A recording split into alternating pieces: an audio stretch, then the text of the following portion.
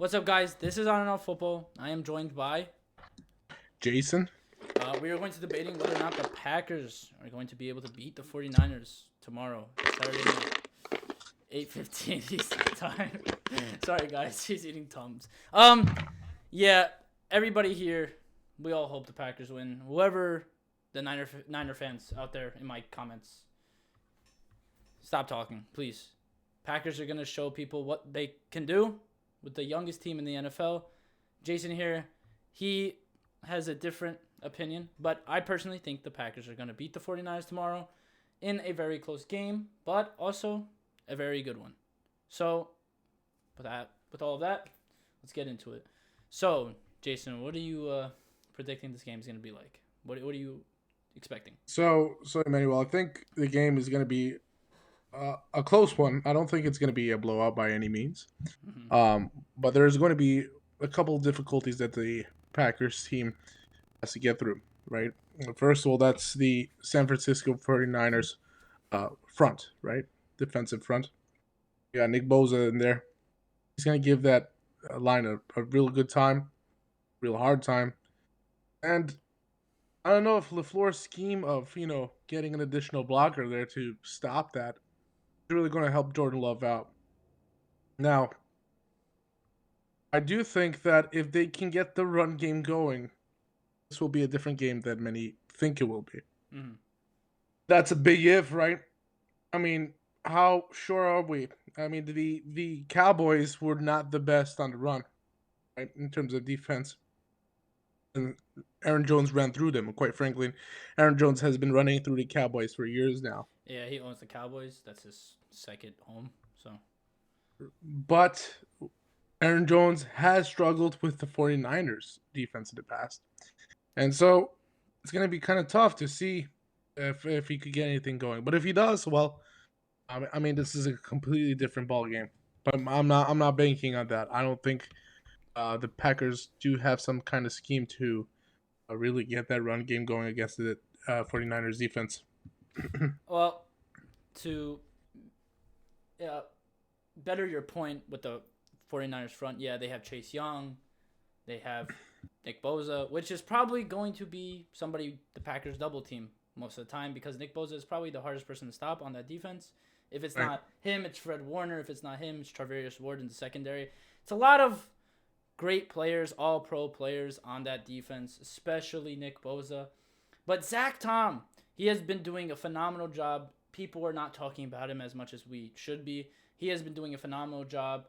92.5 PFF rating. That's phenomenal for a right tackle, especially the one that nobody's talking about.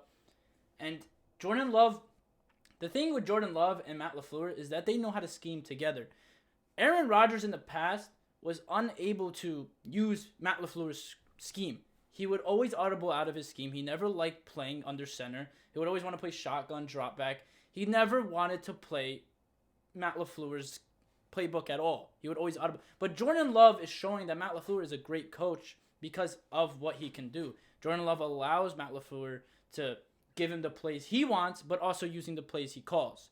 Aaron Jones in the past against the 49ers did not get the ball as much as we would think. Yeah, he struggles, but that doesn't mean you have to stop giving him the ball. I mean, 2 years ago, against the Niners in the Divisional Round, the Packers were heavily favored. They had home field advantage. They were the first seed. And the Niners were playing with house money, underdogs, just like the Packers are this year. But the difference between the Packers that year is that they had Aaron Rodgers. And what Aaron Rodgers doesn't like to do is spread the ball around into the field. He's always looking at Devontae Adams for his number one guy, the best relationship on the team, and he forced it to him most of the time in that game. I mean, even if you look back at the NFC Championship game, Devontae had over 5 receptions, over 100 yards. Aaron Jones did more than he did in the Niners game in the divisional round, but again, wasn't enough to get it done, especially because they were down tremendous at half. It was 27-7, exactly the same score it was during the Cowboys game. But Aaron Rodgers is really, there's a big reason why the Packers moved on from Aaron Rodgers. It looked like Matt LaFleur and him were not on the best terms. He never used Matt LaFleur's schemes. He never used his playbooks, nothing. He would always audible out of everything Matt LaFleur gave him. But Jordan Love's a young quarterback, so he's not going to do that. He doesn't think like he's the best. Aaron Rodgers always thought that he could just get anything done. Throw it to Devontae, that's his guy. No, it's not like that. You give Aaron Jones the ball in this game. You keep giving him the ball. Get him over 20 touches. I mean, Aaron Jones only had like 11 touches in those last 2 games in the playoffs against the Niners. Not enough to get the game where you want it. You want to establish the run. You want to get Christian McCaffrey out of run game. You don't want him running the ball. You want to start the game early. Hopefully the Packers, they win the coin toss, whatever. They get the ball first. They set the tone early. Hopefully they could get a stop on defense. If they can, go up 10-0. They have the game. The Niners are not great of playing behind. They can't play behind. They lose in every game they've played behind because most of the time, the games they've won, they've always been in front. So put the Niners behind. They're going to struggle. Brock Purdy's still a second-year player, technically still a rookie. He hasn't even played an entire 2 years.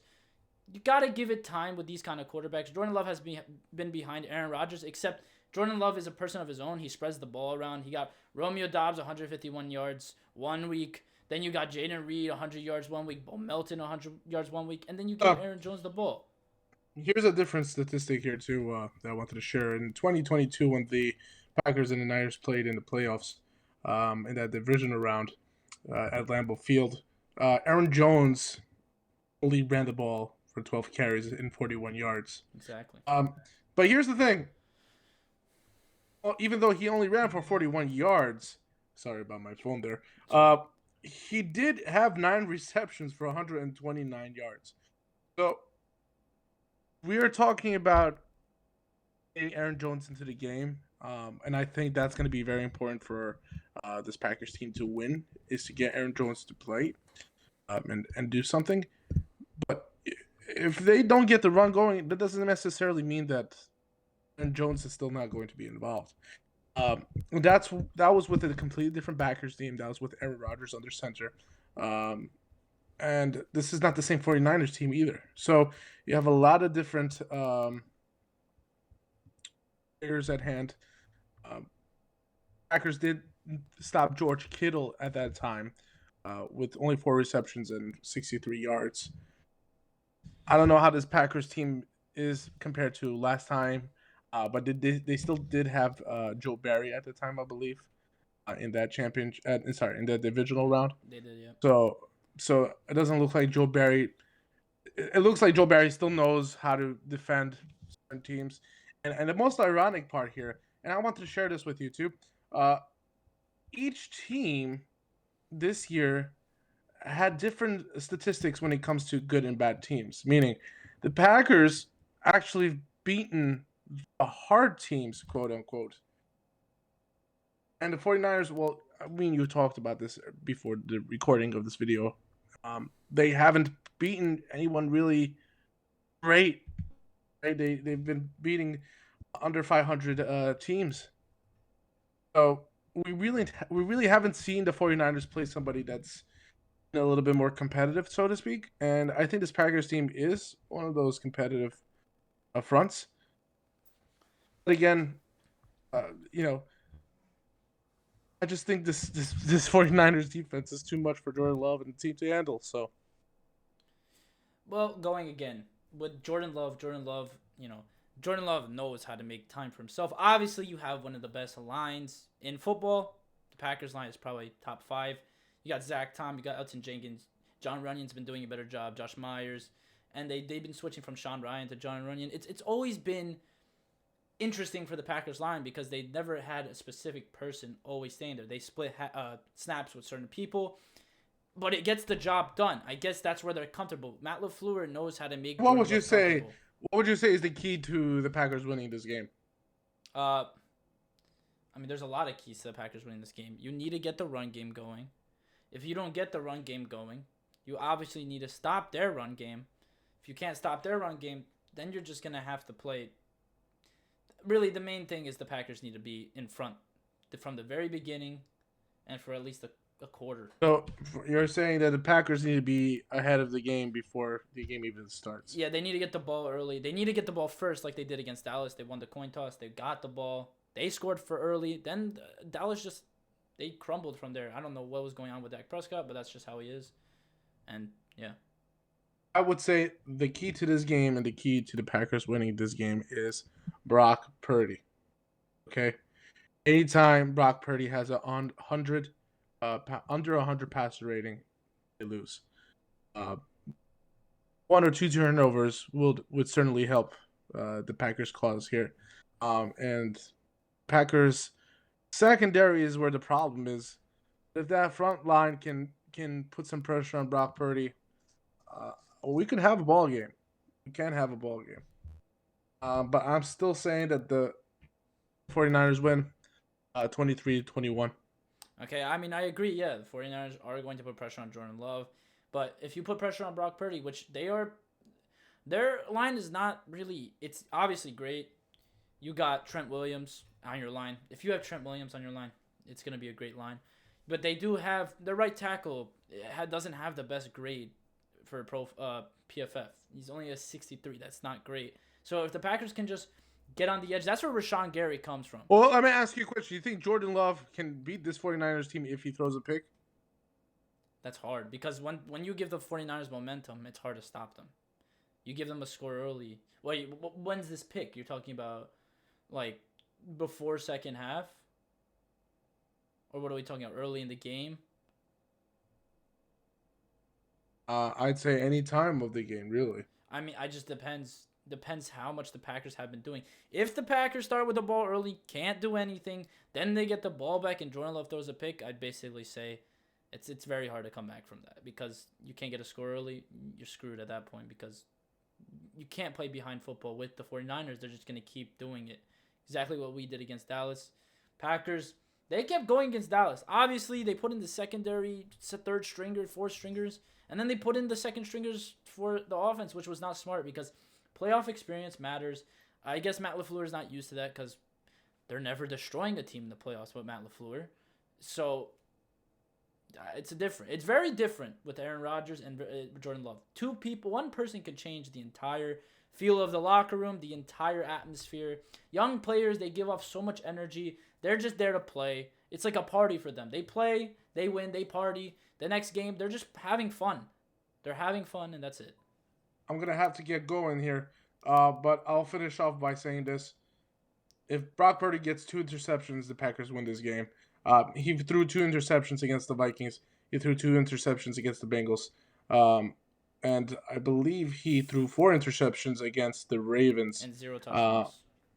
So these are all losses. And if the Packers can somehow squeeze 2 interceptions from Brock Purdy in this game, I think they're looking pretty good as long as the Packers offense can keep it moving. But if they can't, it's going to be a long day for the Packers. So what are our final predictions? I'll start with you. You said... I said 23-21. Niners. Okay. I'm going to go in a very high-scoring game, honestly. I think this is going to be a big game. Packers are not going to be out of it at all. I don't think Packers are going to let them go in front. I think the Packers are going to just... They have house money. They're here. They're not even supposed to be here. They're the youngest team in football. They're here to win. They're here to play. I'm going to say 33-30 Packers in a very, very close game. Wow. Anders Carlson, not the best kicker right now. Still a rookie, but he kicks the game-winning field goal to send the Packers to the NFC Championship game. Listen, don't say Anders Carlson as a win. I say Anders Carlson as a win. Oh, we got Anders Carlson kicking a game-winning field goal. It's going to put so much confidence into that young man. And, yeah, that's where we're going to go from here. Packers are going to win it 33-30. It's been a pleasure. I hope your prediction comes true. I'm highly doubtful of that, but we'll see. We'll see tomorrow night. Okay. And, all right, man. Thank you for having me. Always. All right. My pleasure. Take care. Bye-bye.